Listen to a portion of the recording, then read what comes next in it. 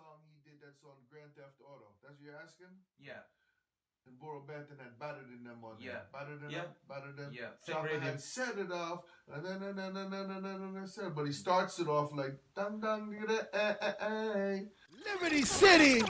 I said Liberty City, Massive B Radio, Bobby Konders on your box worldwide. Peace in the dance hall, peace in the world. You understand? Respect others as you would like to be respected. One love, you know what it is, worldwide. Liberty City, Massive B, Bobby Konders. Yo, big up everybody in the go-go. Yeah, you know what it is. Bah!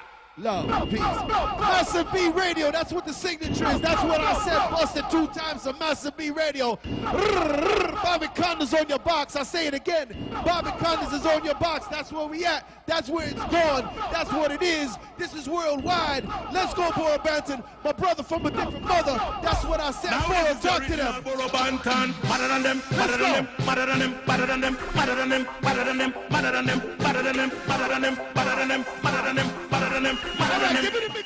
So thank you for your time. Thank you for this interview. Thank you for having me. You come from directly from Brooklyn to Milan? No, I was in Germany and Switzerland and all over. Yeah, Okay, so you are on tour now. We're on tour in Europe. Oh, okay. So what's your expectation? What do you think is going on? Oh man, I think I've been coming to Italy for like 20, 25 years. You know, I brought Boro Banton here back when we used to play records. We were talking about the same situation, but I can't remember the year, and you say Yeah. 2000. No, I don't know, 20, 25 years ago.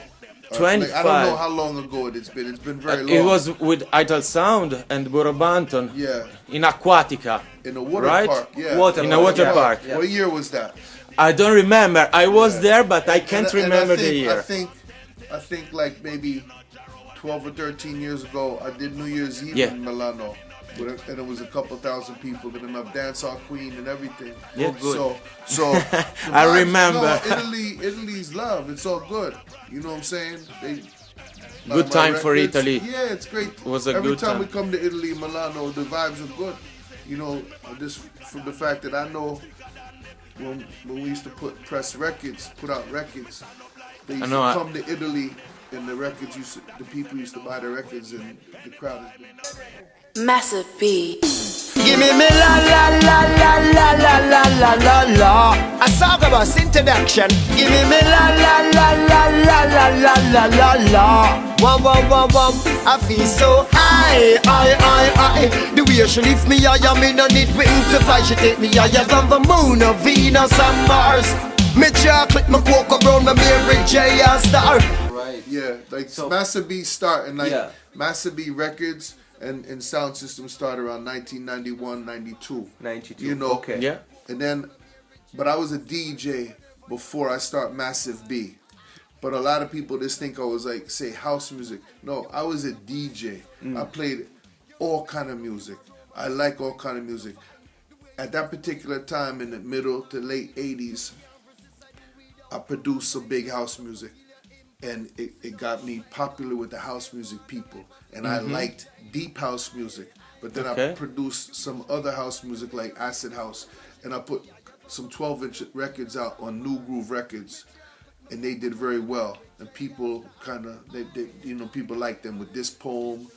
And, it was a 12-inch Bobby Konders House Rhythms, Massive Sounds. And there was 5 songs on it. And they did very well. And then I did other 12-inch singles, and they just did good, and it got me very popular.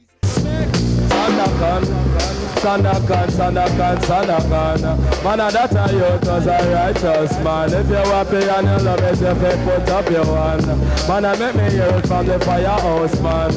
Man, me want me hear it from junglist, man. Me a go break down me son and tell us a little short man. Is it?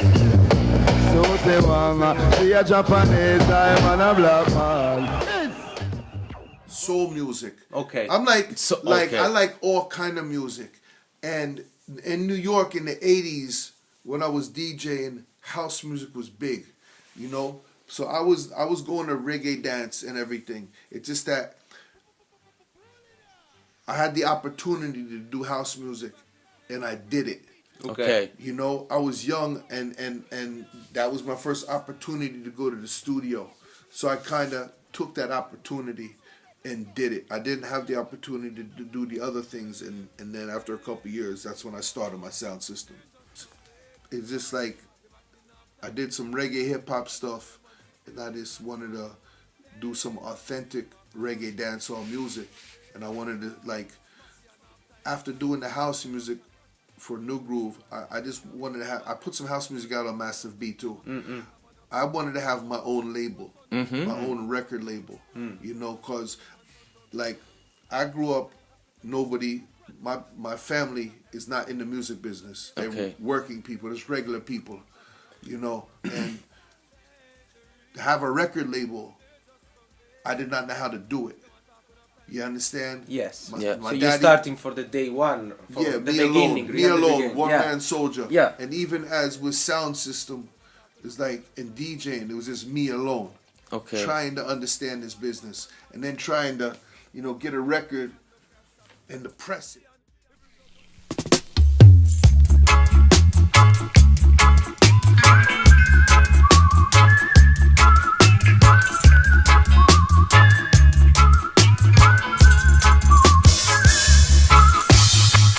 Now I don't have to think about it. I've never been loved.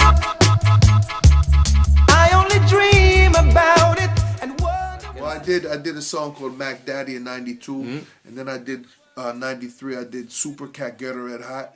So I was confusing because it was just in New York.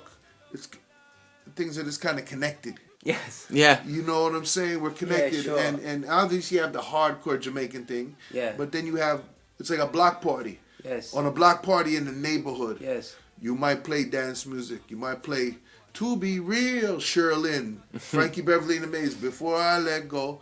You might play the latest hip hop. Rick James. And you play the latest hip hop, and you might play some reggae. Yeah. Surprise! But when I started my label, like Nicodemus was mad cool. Wow. Very cool. Wow. And my friend linked them because I said, "Yo, I want a Vice. I want to start my label." So I heard of Nicodemus.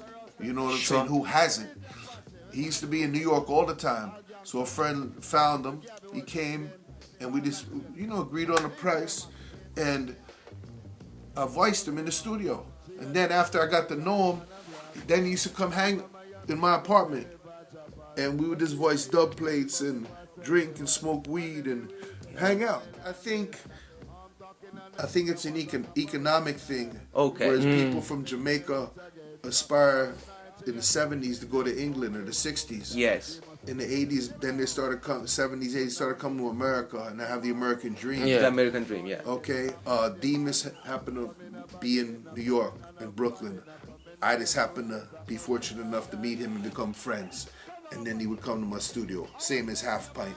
Yeah. And then I just, you know, after I did the one hip hop song in '92 that did real big, this Mac Daddy song, the reggae hip hop song, then Super Cat linked me. And then I started, you know, well, actually, I met Super Cat well before then, from the dances and Borough Banton, but Cat linked me to do some work. And that's when we did Dundada Hip Hop and Get a Red Hot Hip Hop. Yes, yes. And, you know, so forth, so on. You know, and like I said, Demas, this used to be a good guy, and he would just come by and then voice. I put an album out with Nicodemus. Yeah. That is booked out all the time, but in parties, or even hardcore dance. Yeah. But you gotta remember, even when I was starting to cut dub plates back in the early '90s, the sound systems were not changing the lyrics to say "kill." Yeah. They were just cutting the dub with their name in it. Yeah. And that's basically Stone Love, and then the other sound starting that. Yeah. That kind of, you know, and that's what we did. But I always liked the classical, you know, the clashes. Back in New York, I would see when Danny Dreadlocks was selecting for King Addies, and they were clashing Jack Scorpio, and then, you know, Addies brought out Supercat and Borough, and Scorpio had Hammermouth and Hornsman. Wake up! This is the new scam. Dead again, man. All militant bad boy. Original Borough Banton man. Clean Glock.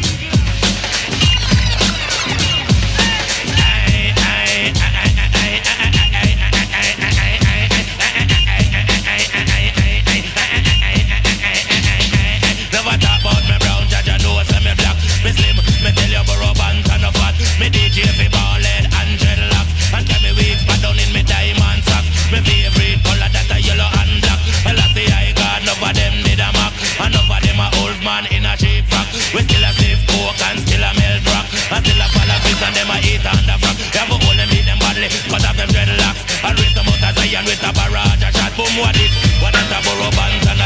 what it? What that a burro band and a chat boom what it? What that a burro band and a chat boom what it? What that a burro band and a chat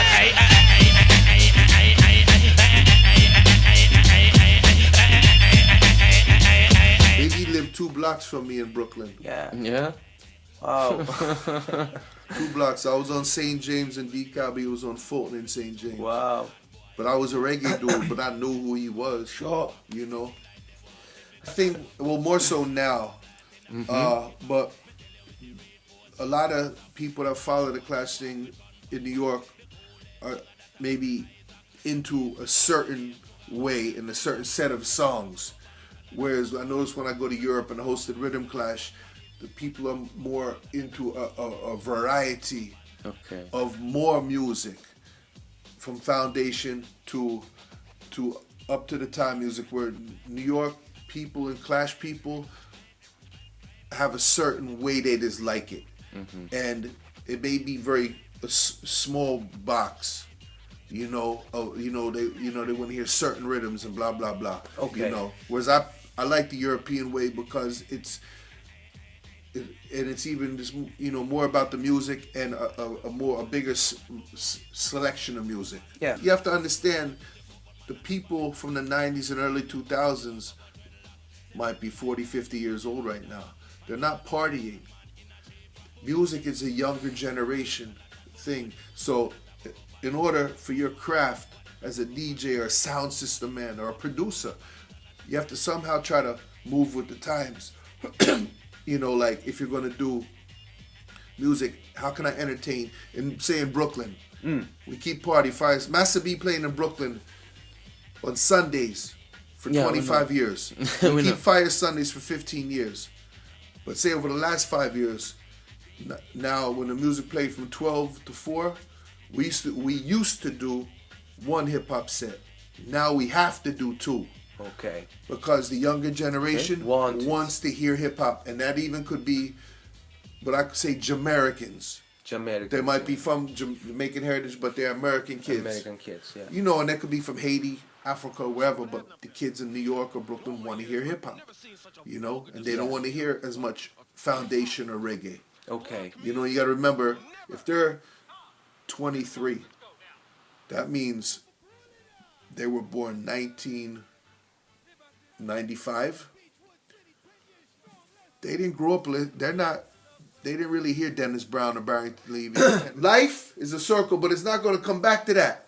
Because these kids are, I don't even know much about Spotify, but that's where they go listen to their music, or they go to SoundCloud, or they go to iTunes. I got to learn these things. That's a weekly day mix. I got to fucking learn these things. I got an album, I got a new rhythm coming out. I got Chopper Chop. I have a new rhythm called a Rudebwoy Skank Rhythm. Burro, Elephant Man, Junior Reed, and Chopper Chop. I got to make sure, how do I get it to people to know it? Sure. You got to put them on the... I got to fucking learn the thing. Yeah. I got to get them on Spotify. I got to learn all this shit. I fucking hate it, but I got to do it. I hate it. It's your work. But I'm trying to learn it. But when you get old, sometimes you get left behind. Right? And if you do not stay up to the time, you will get left behind. Will have their own reggae and dancehall artists. Japanese have their own reggae dancehall artists. Europe have their own reggae dancehall artists. Yeah. Sud Sound System, you understand what I'm saying? Sure. Gentlemen. And every country has their own Yeah. set of artists. And what will happen is, if you notice, they're gonna produce the music that is more traditional, like reggae dancehall. Look at Rihanna. Work, work, work, work, work. Drake. Everybody's using a piece of reggae dancehall, but the stuff coming out of Jamaica wasn't catching the people. The kids globally have gravitated to other forms of music, and it's maybe because the stuff coming out of Jamaica they don't find interesting. Yeah. I think although some like younger artists like Morgan Heritage, does good globally. Chronix has been fortunate to get popular, and so forth. And you have other artists, you know what I'm saying? And some foundational artists that globally people still love. It's just really a lot of times you have to still make quality, but you need the exposure. You got to get your things out there to the right people. But like I said, when I had the records, selectors would buy them. You guys went to the record store. They promoted themselves because you was like a real reggae fan.